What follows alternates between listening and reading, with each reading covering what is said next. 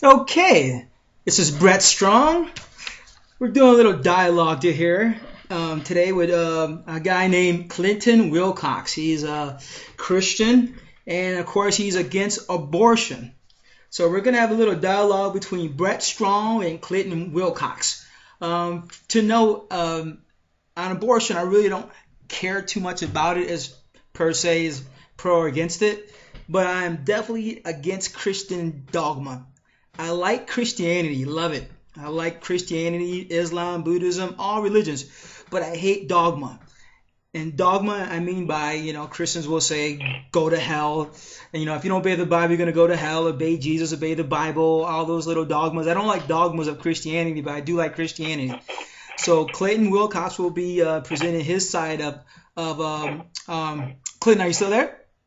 Yeah, I'm here. Okay, Clinton will be presenting his side, and we'll have a dialogue about abortion. Clinton, why don't you speak, say your name and your blog and what you represent, and we can get started. Sure. My name is Clinton Wilcox, and I do run a pro-life blog. You can find it at prolifephilosophy.blogspot.com.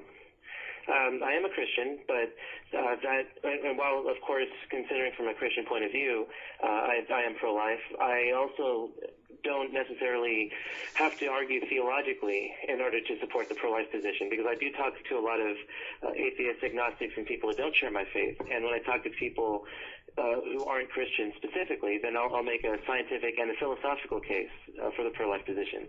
And so that's pretty much what I'm prepared to do tonight. Okay, is there any place you want to start? Since I know you have your own blog, you're really into abortion, you're really against it. So I'll let you start it. Is any position you want to start? Anything you want to say to get it started? I can start, but I'll pass the ball to you. And like I said, it's a dialogue, so I'll let you go, and we'll just go from there. And we'll go like for about 30 minutes to 40 minutes, and we'll end it.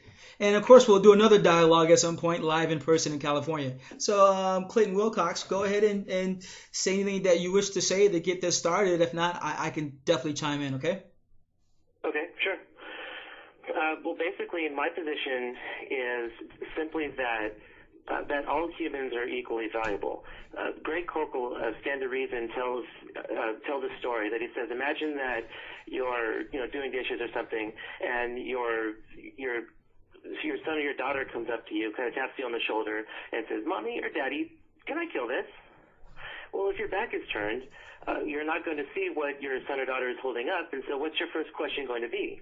What is it? If it's a cockroach, yeah, sure, son, take it outside, kill it, but don't show your mother. If it's a neighbor kitty, well, hold on, son, the neighbor's not going to like that. But if he's got his kid brother by the throat, then I'm going to recommend some counseling. And so it seems that before you can answer the question of can I kill this, you first have to answer the question, what is it? And so whether you can kill something depends on what that thing is. And so my general pro-life position is that it's wrong to intentionally kill an innocent human being. Abortion intentionally, without strong justification. Abortion kills an innocent human being without strong justification. Therefore, abortion is wrong. And so that's my basic pro-life case. And there are other arguments to be made as well. For example, pro-life philosopher Frank Beckwith argues that since we are in the womb the same entity as we are later on in life, we're the same. He calls it a substance. We're that same individual from fertilization to natural death. Since we are that same entity in the womb as we are outside the womb, then if a strong justification is needed to kill us outside the womb, then an equally strong justification is needed to kill us inside the womb. And there's another pro-life philosopher named Don Marquis, who also is an atheist, by the way. He argues from the position of what is it that makes killing wrong. It can't be that it's habitual, because while that explains why some people might kill, that doesn't explain why the act is wrong itself. And it's not the effect it has on that person's friends and family, because that doesn't explain why it would be wrong to kill a hermit or to kill someone who's suicidal, or someone whose friends make friends easily. And so it's not the effect that it has on other people. What makes killing wrong is the effect that it has on the person that you're killing. What you're doing is that you're robbing them of all of their future experiences. That is a future of value is what he calls it. A future of, having sex, of getting married, of, traveling the world, all these valuable experiences, you're robbing them of them. And incidentally, that also explains why it is people generally feel really, really bad when kids die, and not so bad when the elderly die, because the children had more of their lives ahead of them. And so Marquis argues that since what makes killing us wrong is that you're robbing them of their future of value, if the unborn from the embryo and fetus stage have that same future of value, then it's equally wrong to kill them as it is to kill someone else outside the womb whom you're also robbing of a future of value. Okay, you say robbing human of future experiences, something like that. Like you're saying, like, hey, if abort a baby, you're robbing them of a future life, of being kids, teenage, adulthood. Abortion robs them of those future experiences, right? Right. Let me ask you a quote. I was looking up at abortion.com, and they said that a whopping, I'm going to read it almost verbatim, a whopping 50 to 75% of pregnancies result in miscarriages within the first 2 weeks of when the egg and sperm are fertilized. So 50 to 75% of all pregnancies are aborted by the body within the first 2 weeks. Women usually don't even know it, they say. So we got a whopping 50 to 75% of all pregnancies are discarded, aborted from the get-go. So how do you do with the human body, the woman's body aborts 50 to 75% of babies from the get-go? So those are, millions and millions and billions of human experiences, as you would say, being aborted by the body. So explain that to me. Okay. The first thing I have to say is I don't think I've ever actually seen abortion.com, but offhand I think those figures are inflated, because I've seen some that suggest it might be 50%, but I've also seen some that says it's actually closer to 20 to 30%. But if we even assume the figure that what if it is 50 to 75%? Well, the problem is that, first of all, not everything that results from the fusion of sperm meeting egg is an actual human being. Sometimes it can develop, a tumor, in which case, either it needs to be removed or the woman's body will just flush it out. Sometimes it doesn't always conceive a living human being, and so you won't actually know what it is until a few weeks on down the road when it starts to develop, because obviously a human being is different from a tumor and other things, and that it's a living organism. It grows and develops itself, and so there's that aspect. But also, I'm not exactly sure if we can justify killing someone intentionally just because they die naturally. I mean, everyone dies eventually. It just depends on how early or how late in life that they die. And so people die of natural causes, but that doesn't justify us committing murder. And, people die en masse in natural disasters, but that doesn't justify us nuking cities. Well, okay, that's a good point. Nuking cities, people die in natural disasters. I agree with you. But what about Iraq? President George Bush was a Christian. He said that basically God led him to go against Iraq to war. I can imagine how many abortions happened during that invasion. Definitely, tens of thousands of lost lives.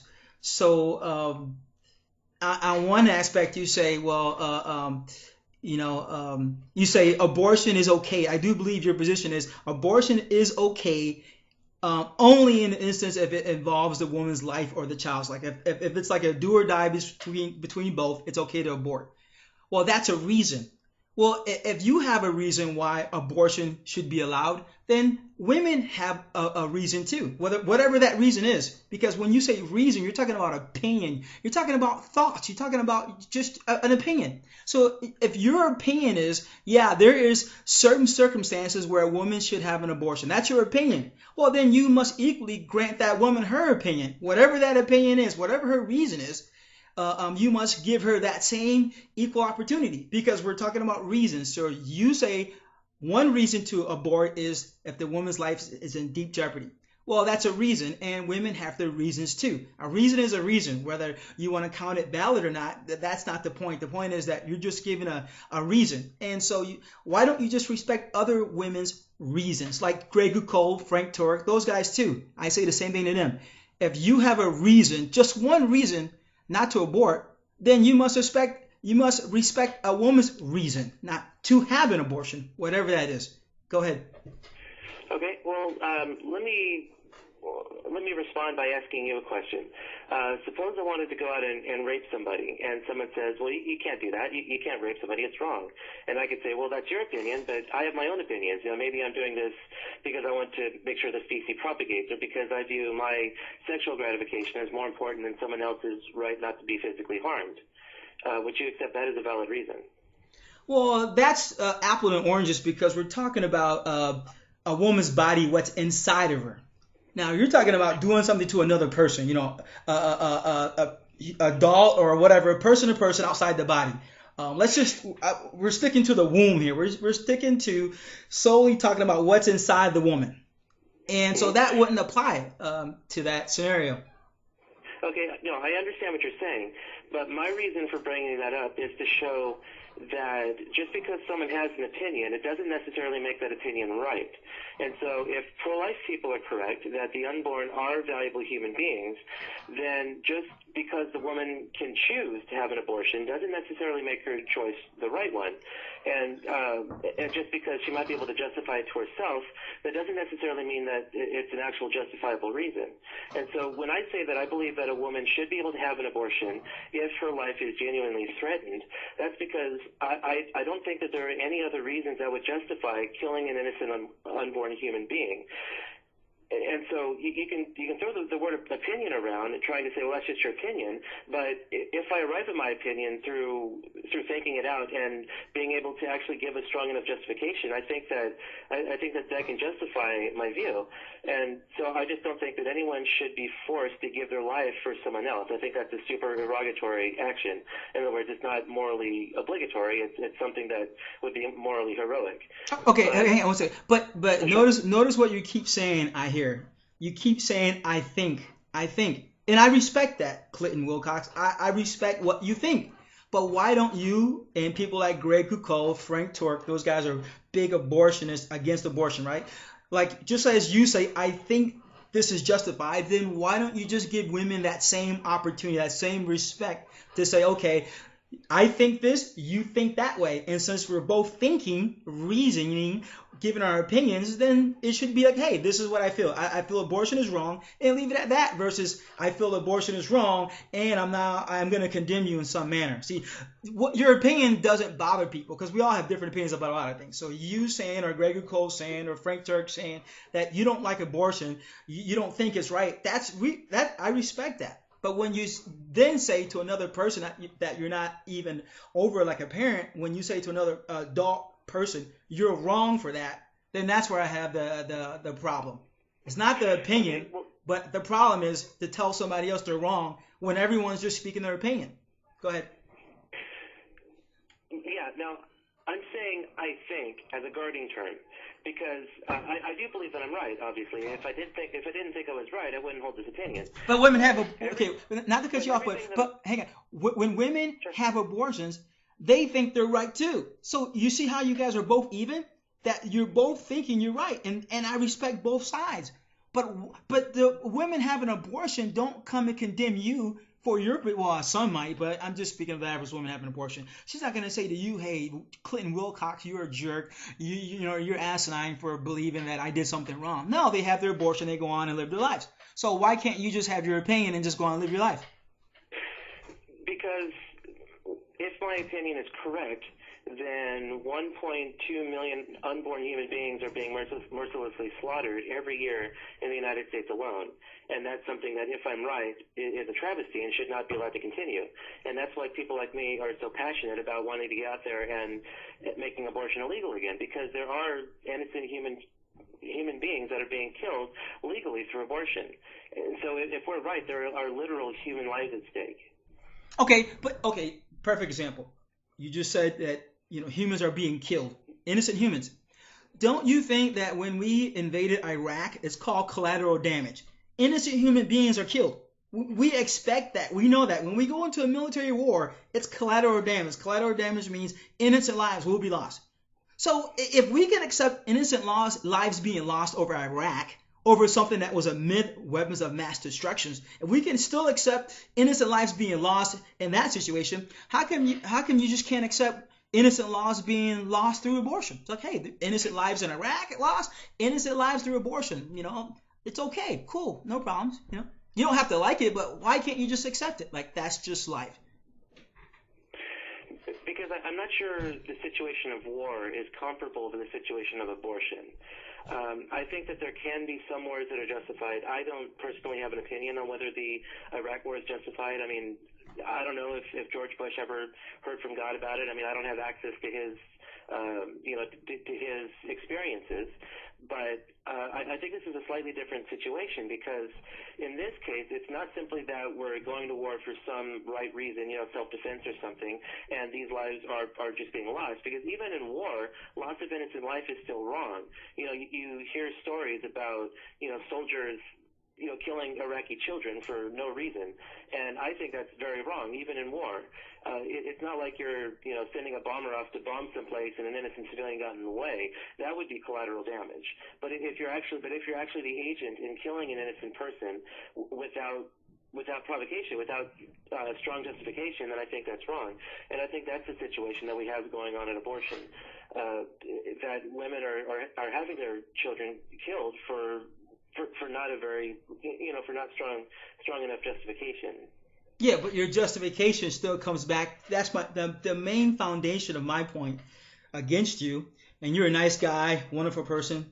And my point against Greg Cole, your mentor, and Frank Turk is that I should point out real quick that Greg Cole is not my mentor, but I have read books and seen videos by him, so I get a lot of my, I do learn from him. But he's not actually a mentor of mine.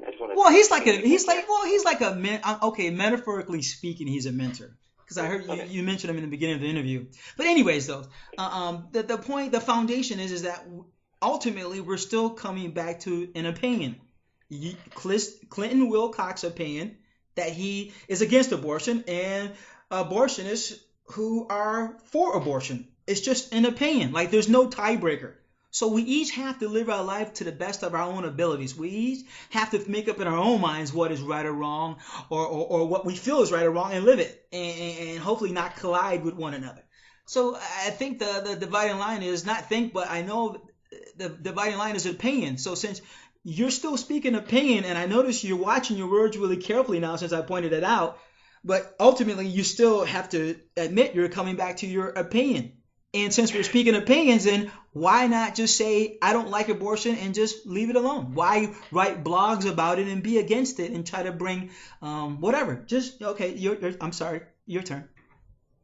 Okay, well, I should point out that I always try to choose my words carefully. It's not just because you pointed it out, but I do honestly feel that my opinion is the correct one. So it's not simply that we're just having a difference of opinion and we should agree to disagree. Because if I'm correct, if the pro-life position is correct, then there are 1.2 million innocent unborn children being killed every year. And that's something that we need to stop. And that's why we work so hard to oppose it. Okay, but you just said it again. If I feel my position is correct. See, I feel. So you're going back to feelings, opinions. Like, you can't escape it. Like, I've never done an abortion debate. I've never looked at it because I realize that Christianity is a religion based on fiction. The Bible is basically a fiction. But the Bible is fiction. It's got real, history like Israel, Jerusalem, whatever. But, the Christian God, Jesus, and all of those are all fictional characters. So I feel I don't even have to study this stuff because if you're going against fiction, then it should be easy.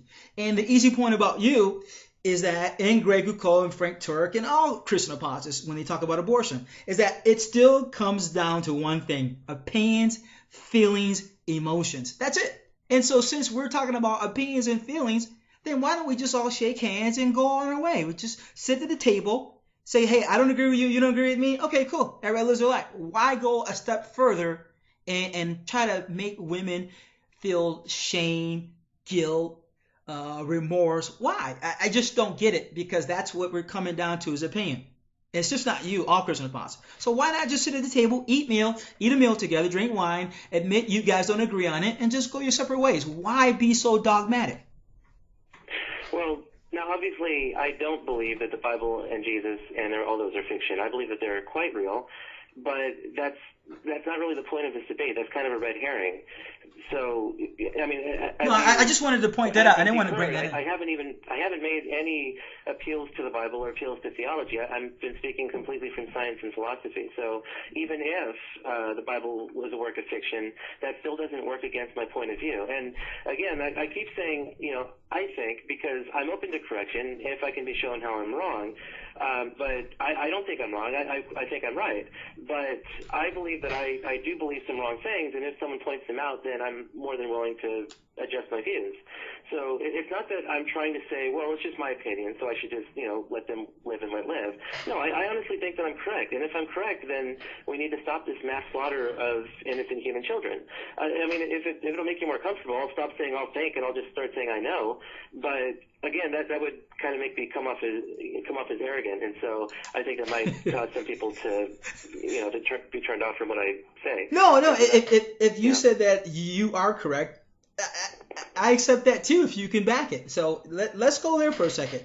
Let's just be dogmatic, right? Because you're really into this, right? So let's just take it to there for a moment, for argument's sake, discussion's sake.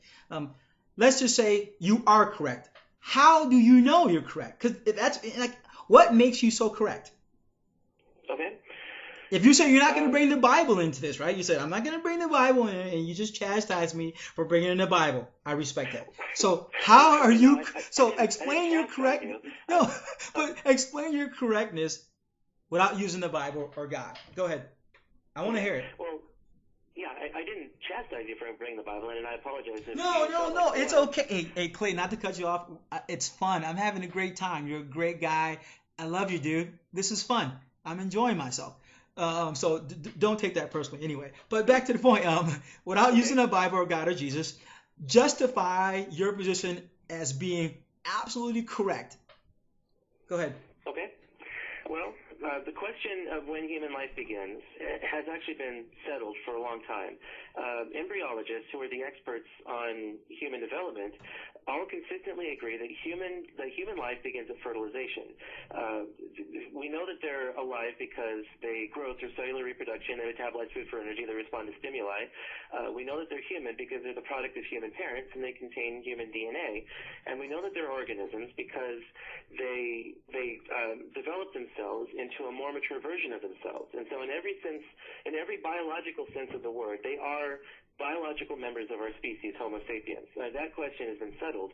Where the debate really lies is whether or not the unborn is something that we should protect, whether they have the same value that we do as human beings. And again, I would argue that yes, they do. And the reason for that is because there's no quality that establishes value in human beings. Because if you were to survey every human being on the planet, we have everything to different degrees, and we have differences, different eye colors, different height, different weight, different skin color, different everything. There's no two people exactly alike. And so when you look around, you can't really, there's no quality that gives us our value.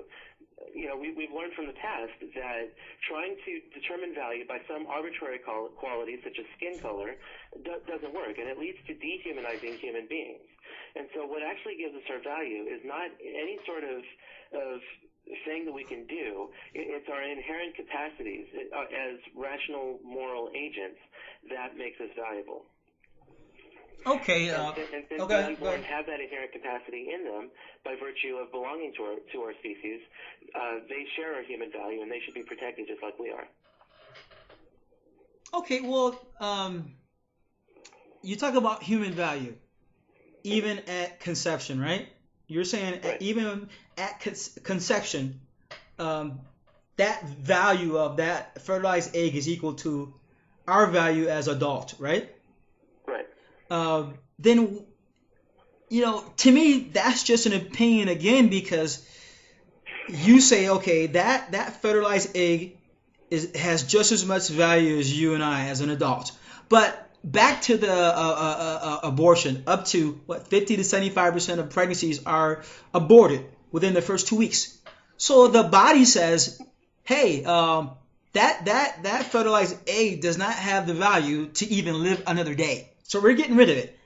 According to the site, 50 to 75 pregnancies are gone within the first 2 weeks. So the body's saying something totally different than you. The body's like, no, that egg, fertilized egg, does not have value. So it's out of here. It's aborted. It's done. It's over. So it seems like the woman's body is going directly at times against what you say. You're saying, well, it has value as just as much as we do, and the body says, no, it's not. It doesn't have the value to go on. So I'm aborting it. It's not fit to live. So can you say something against that about the woman's body aborting 50 to 75% of all pregnancies, and saying, and that's metaphorically speaking, the body saying that fertilized egg has no value at all, and you're saying no, that fertilized egg does have value, even the aborted ones. Well, of course. First of all, the term fertilized egg is a misnomer. Chicken eggs get fertilized, but when a human egg is fertilized by the sperm, it becomes a new human organism. Now, I've already kind of responded to this before, that not everything that is conceived through the sperm and egg union is an actual human being, and that's why many of them are fleshed out. But even the ones that are fleshed out, that's not necessarily the woman's body saying that they don't deserve to live. The woman's body itself is not a sentient organism. The woman's body, isn't making conscious decisions about what it wants to flesh out or what it wants to keep in. It's just nature that causes these things to happen. You might as well say that because everyone eventually dies of something, whether it's old age or a car accident or something, you might as well say that's Mother Earth saying that human beings aren't worthy to live on this planet. It's the same logic, and I don't think the logic really holds up. So what it really comes down to is, do we value that thing? Is their value such that we should not be intentionally killing that thing? Because something that dies naturally doesn't justify us killing it intentionally. Okay, I reject that premise, because the body is a thinking entity. Even if you're knocked out unconscious, the body is thinking within itself. Like, we have two thinking systems. The body is a separate unit, and our thinking process, where we're conscious, we're thinking, we're making choices. Any doctor and scientist would tell you, hey, your body is an entity unto itself. Like, when you get sick, your body starts shutting down organs, regardless of what you say. If a person tries to commit suicide, the body fights to live. The body is a thinking unit unto itself, and that thinking unit thinks about that fertilized egg. It understands what's going on. And it makes decisions upon that. So I reject your premise that the body is just, doing its job, like just getting rid of it without thinking. No, the body is a thinking entity unto itself, and it thinks about that fertilized eggs, and it decides to get rid of it. So I look at it as the body's making a conscious decision, of the woman's body's making a conscious decision to get rid of that fertilized egg. Just like a woman who would make a conscious decision to get rid of that fertilized egg down the road. They're both... Go ahead. Okay, I was just going to say, I haven't read any of this research, but I'm not sure you'd be interpreting it correctly, because there's a difference between the body and who you are as a metaphysical entity. You can make conscious decisions, but your body can't. You might as well say that a woman's body, doesn't believe that any children are worthy of being born, because the problem is, when the sperm fertilizes the egg, the woman's body, her white blood cells actually set out to attack it, because it's a foreign organism. The woman's body can't tell the difference between an unborn human child and something else, like a tumor or some other, like, invading bacteria or something. And so the child, the zygote, actually creates a protective, kind of a protective barrier around itself to protect itself from the woman's white blood cells. And so, I'm not sure you're interpreting these scientists' findings correctly, and that's just me personally, from what I've learned about the human body, not having actually read this research that you're talking about myself. Okay, that's fine. Neither one of us are medical experts. Right. So your reason sounds great, so I will accept it on that. But still, nonetheless, it still comes back to Let's talk about the fetus. Forget the beginning conceptions of the baby. Let's talk about when the baby's like 3 or 4 months old in the body. A fetus, a baby. Okay, that's something we can agree on. Like, hey, it's a unborn baby. I mean, it's a human being. Something at that stage, it's a human being. Why do you say even at that point, 3 to 4 months, 5 months? I mean, I don't know how the legal limit is. Whatever the legal limit is, 3 or 4 months, whatever. Why would you say to a woman at that point who wants to get an abortion and does that she's wrong? Because Yeah, well, the same thing I would say to someone who just found out that she's pregnant, just a few weeks along, that it's a living human being, and that if you don't have strong enough justification, and I should probably explain what I mean by justification. I'm not talking, when I say justification, I'm not talking about, trying to find excuses for killing it. I'm talking about what philosophers usually mean, that whether something is, if something is morally justified, that just means that it's a moral act. If it's not morally justified, that means it's an immoral act. So, aside from justification, I can just say whether or not it's moral or immoral. And so my position would be that, at the same point, 4 or 5 months along when it's turned a fetus and no longer an embryo, that the same arguments would apply, that it's a living human organism, and if you don't have strong enough justification to kill it, then it's wrong to kill. okay, stop right there. Okay, the numbers. Oh, yeah, go ahead. okay. Let's take it further. Like China, we all know the one-child law in China has produced 40, 50 million, whatever, aborted children. A lot of them born, fully 9-month-old baby born, just thrown into the dumpsters. So what do you say to people in China? They only have one shot to have one baby, and they really want a boy. Some want a girl, but what do you say to them? How do you say to the Chinese people who only have one shot to say they're wrong for aborting or killing a child, 9 months, 8 months, whatever, they just get rid of it, whether it's born 9 months or they can do it earlier, they just get rid of it. But we both agree it's a baby, right, inside the body. Why do you say they're wrong when they're just like, we only got one shot? Don't you think with your American values, your American lifestyle, it's easy for you to sit here and throw stones at people in China, but people in China who are under that kind of repression would say, hey, dude, you don't understand. You haven't walked in my shoes. Why do you condemn me when you got it good in America, when you have all the kids you want? When you want what you want, and here in China we only have one, so we're under a different circumstances, different situation. Why would you condemn those people when they're like, hey, we just want what we want? And it is what it is. Why condemn us? Because you're in America, you can do what you want. We can't do that in China. We're really in desperate situations. Why condemn us, Clinton Wilcox? Why would you condemn them? Being that you're in America, you got it good. It's easy to talk. It's easy to throw stones. But why would you condemn them in such hard situations when it comes to babies? Only one. Okay, well, let me ask you this. How do you feel about sex selection abortions?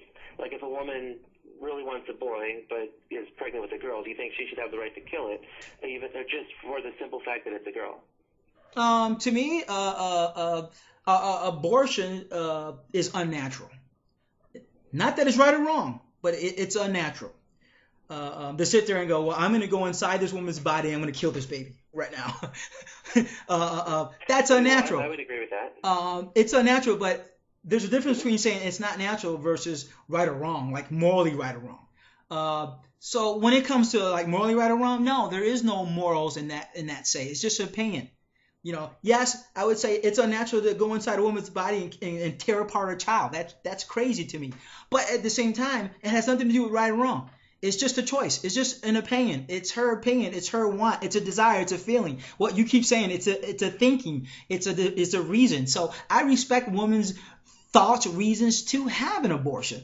And matter of fact, if my wife got pregnant and the doctor said, hey, this child has no limbs or is severely really in a wretched state, no quality of life when it comes out, I would say abort that baby. Absolutely. So I do support it, as you do. You support abortion too. We both do.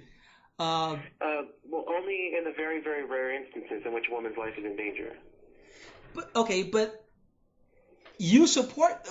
But you do agree with abortion, and so you yourself agreeing with abortion in certain circumstances, you agree. Then why not agree with women in their circumstance? Why not agree with the Chinese people? Since you agree that abortion is valid in certain situations, then why not agree that with them that it is valid for them, or at least respect that decision? To say, okay, I don't agree with that decision because I agree with my decision. I don't agree with your decision, but since we're both talking about decisions and opinions and reasonings, I respect that. Why not, just respect their reasons for abortions? Because I don't support abortion in any cases. But you just said that okay, not to cut you up, but you just said you do support abortion when it comes down to the woman's life being in extreme danger. So I think that's wrong for you to sit here and say you don't support abortion when you do. Now, correct me if I'm wrong. Well, I am, because you didn't let me finish. I don't support abortion. I believe that a woman is justified in having an abortion if her life is genuinely in danger and the child is not old enough to be delivered. How is that not support? But I do believe that she would be morally justified in that situation in having an abortion. And that actually accounts for less than 1% of all total abortions. So it's a very, very small minority of abortions. Yeah, I understand that point. I don't support it. I just think she has a moral right to do so. But to me, that's supporting. I think we're mincing words right now, but splitting hairs. But to me, that is definitely you support abortion. When you just said, hey, I do call it justified when the life is in danger, of the woman's life's in danger. That justification means that you do support it in some aspects. You do support abortion. And I don't know, just admit it right now in this interview that you support abortion in certain circumstances. Less than 1% of the time you support abortion. Would you give me that? I'm not going to admit it. I don't support abortion. I believe that it's morally justified in very rare situations, but I don't support abortion. I don't know how else to explain it. Because I think that parents oftentimes give their lives for their child, and I've heard of pregnant women who actually give their lives for their child in a pregnancy situation, that they refuse to have an abortion, wind up dying, but the child lives. Yeah. And so I think that that's a morally heroic thing. I don't. So okay, so why not? Okay. It's an obligation for a parent, but I don't think anyone should ever be forced to give their life for someone else. Now, why not? That's a great point. Why not? Why not support abortion 100%? Why, you're against abortion, right? So why not say, hey, all abortions are wrong 100%? I mean, that is really standing on a side right there, saying, hey, I draw the line, no abortion, period. Why not that stance? Why the exceptions? Because I think that's too extreme. Again, I don't think anyone should be forced to give their lives for someone else. And so even though I might think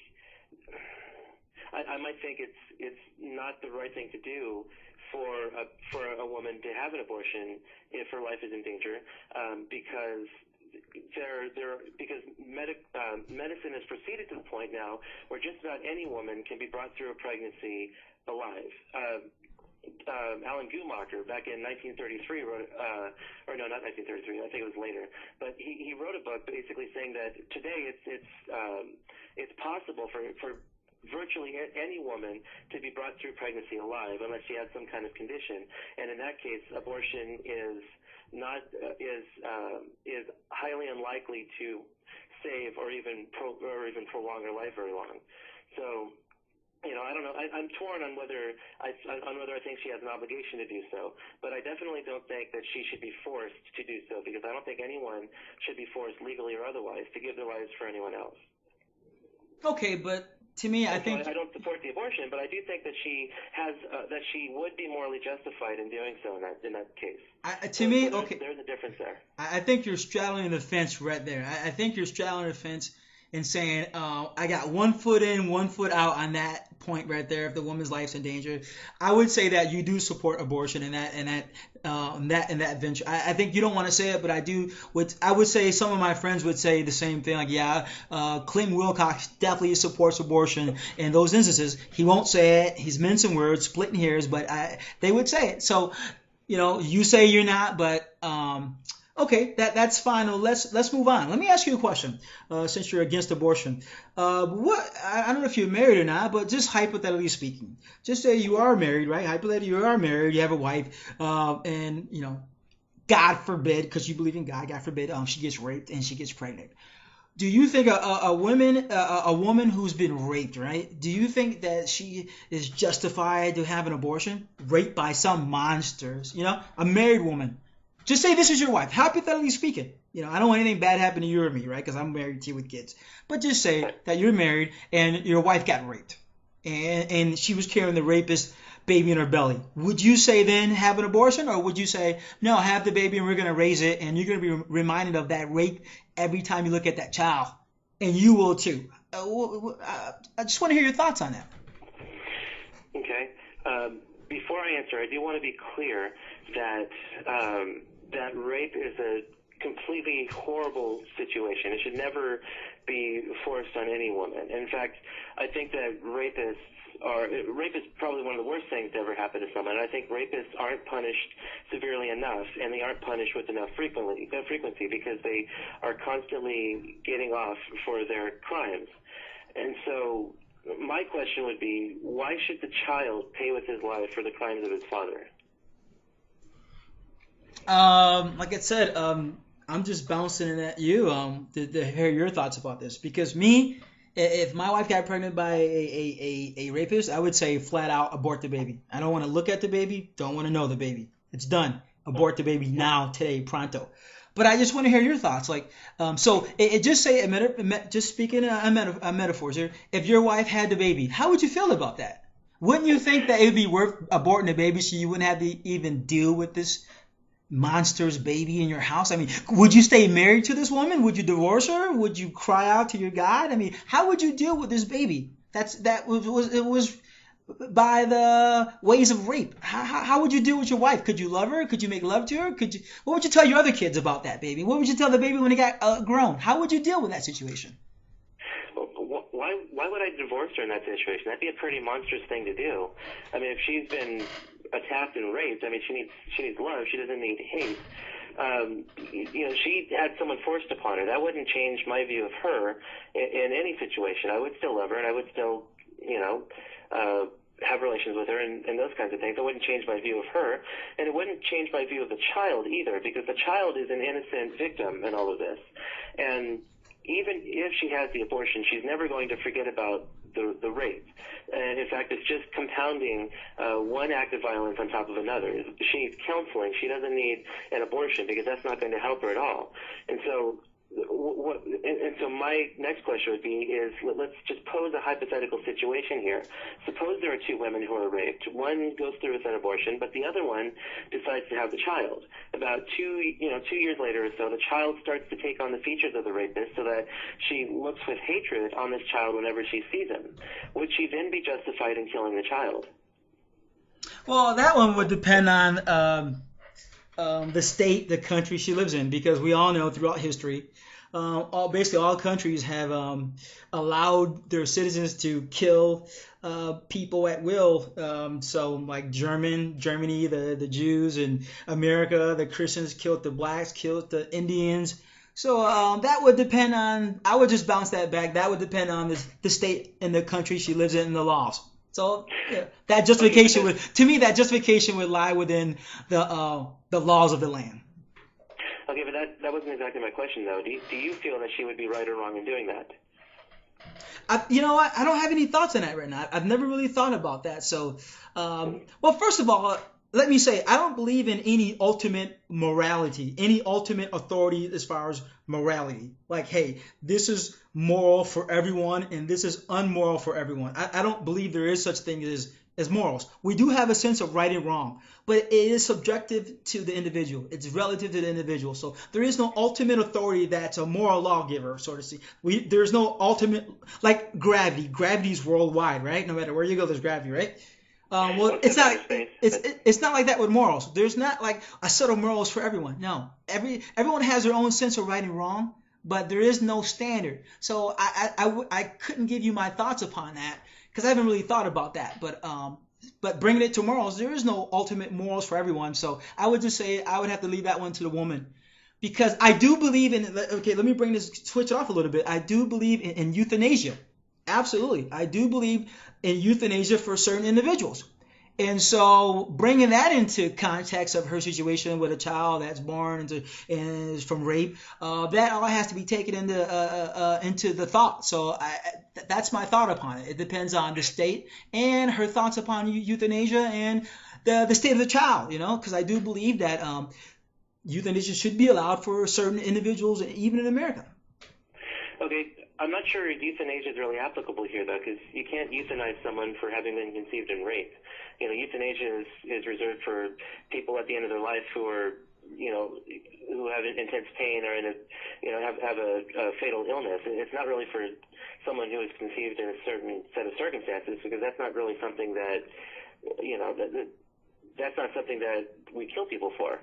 Well, when I say euthanasia, I mean ending life. Not like just hey, some people, not some people. People commit suicide at all ages.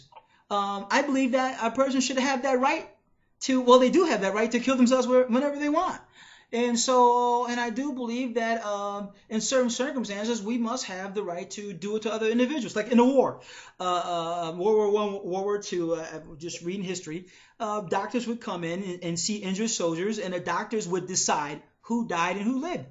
The worst ones he thought that couldn't make it were left to die, literally, in the war. And the ones he thought that could make it was given medical help. So one side was not given any help. So we do make decisions upon who deserves to live and who doesn't, depending on the situation. So to me, it all depends on the situation. But back to abortion. Let's get back to abortion. It's fine. We're gonna go like 10 more minutes, and we're gonna end this conversation right now. And of course, we're gonna do a part 2 at some point, and we're gonna debate live in California, where you're from and where I live part time. Since we got like 10 minutes left, is there any hot button subjects you want to talk about? Anything that's tasty on your mind that you want to say? You mean besides abortion?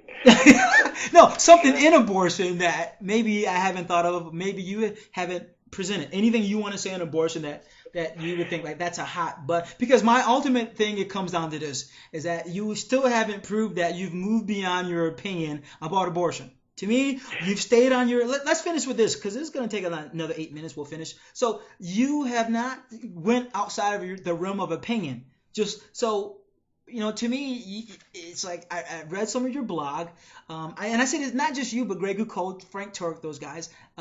It's all opinion. When you talk about abortion being right or wrong, you're just saying your opinion, and I respect that. But to me, why would you want to put your opinion on someone else at that level to make them feel guilty, make them feel shame? Because you're not bringing in the Bible, as you say, and you're not bringing in Jesus and God. You're bringing in science and philosophy. So any philosopher would tell you, hey, if not any, but in philosophy, there's great debate. Is there such a thing as right and wrong? So that's not even settled in philosophy. Science doesn't even involve right or wrong.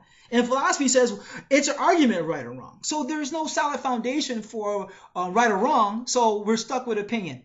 So since you're stuck with your opinion about abortion, why put it on another woman? Why not just respect that woman's decision to have an abortion and call it a day? Okay, well, I've already addressed this, that if my opinion is correct, then there are 1.2 million every year unborn lives at stake, and that's why this issue is so important. But hang on. But not to cut you off, but you haven't made your point of how you're correct. You just said if you're correct. That's if is still another thought. You're still thinking. You haven't proven why you're correct. You just. Okay. I actually have. I supported, and this is for the listeners to decide, but I've supported my position with science. The science of embryology shows us that we are human beings biologically from fertilization. I agree with that. I agree. And I supported my contention philosophically that what makes us valuable is not any arbitrary quality that we possess, but it's our inherent nature as rational moral agents that makes us valuable. Okay. And I just said that philosophers will tell you flat out, hey, dude, you're wrong. Some philosophers say, no, we don't have any value like that. No. So there's, Alvin Plantinga, right? Alvin Plantinga, William Lane Craig, they would tell you in philosophy there's a big disagreement. So there's nothing to stand on in philosophy, because philosophy, as Alvin Plantinga would say, philosophy is about thinking. So thinking is not a foundation to say this goes for everyone. So science doesn't give right or wrong, and philosophy is the art of thinking. And thinking is what you've been doing. I think, I think, I think. I respect that. Right. But that I think does not go for a moral standard for the world. You're just giving your thoughts about abortion, just like a woman who's having an abortion is giving her thoughts. So since we're both thinking, then we're even. And if we're even, no one has the upper hand, which means let's sit at the table, eat, drink, talk about abortion, and go home. Okay, with all due respect, I think that you're mistaken on that, because we do think, and yeah, I mean, Alvin Plantinga gives a very basic definition of philosophy. It's thinking deeply about matters that matter. Exactly. So just because philosophers disagree, it doesn't mean that they're all wrong, because someone may be right, even though there's disagreement among philosophers. And my contention is that my argument is correct, and I don't think you haven't even really challenged me on the arguments that I've presented. You've just given, various situations which may justify an abortion, but my contention is that it's wrong to intentionally kill an innocent human being without strong justification. And a lot of the justifications, for example, if a woman feels that she can't afford a child, well, I agree that seems like a reasonable thing. She is worried about raising her child, but the problem with that is we wouldn't allow her to kill a 2 or 3-year-old child because she can't afford to raise it. And so if the unborn is a human being like that 2 or 3-year-old child, then not being able to afford to raise it is not a strong enough justification to kill it, because what matters is that the unborn is a human being just like the 2 or 3-year-old child. Okay, notice this though, Clinton. I keep bringing it back to this point. You're still speaking your opinion when you say, well, that's not strong enough justification. Because I guarantee you, many women around the world who live in third world countries will say, no, that is justification right there. My condition, my poverty, the situation, we're dying here. I've seen in Africa, check this out, Clinton. They had a great drought, as there are a lot of poor people in Africa, everywhere but Africa. They had a drought, and they were showing these women, right? And they were walking a week and a half. Some of them were crawling to the site where Red Cross was, and they can get food, water, and things like that. Well, some of these women had 4 or 5 kids. And they were speaking how along that 1 week, 2 week journey with these kids, 9 months old, a year and a half, no car, everything on their back, no men around. Some of these women were crying, saying that along that 2 weeks walk, they had to bury their kid alive. Like the kid was alive, but just couldn't move another inch. And the lady said she took some twigs and put it over the kid and left the kid to die in the sun as she left with her other kids, because she said, hey, we got to live. And she had water, but just enough for 3 people. And the child that was sick at 1 year old, 9 months, couldn't make it. She said, I'm not going to give that child water anymore. I can't do it. So we do make decisions, even out the womb, who's going to live or who dies. So since we do this in certain situations, why judge that woman's situation in China that aborts the baby when you're not even in her shoes? You're in good old America.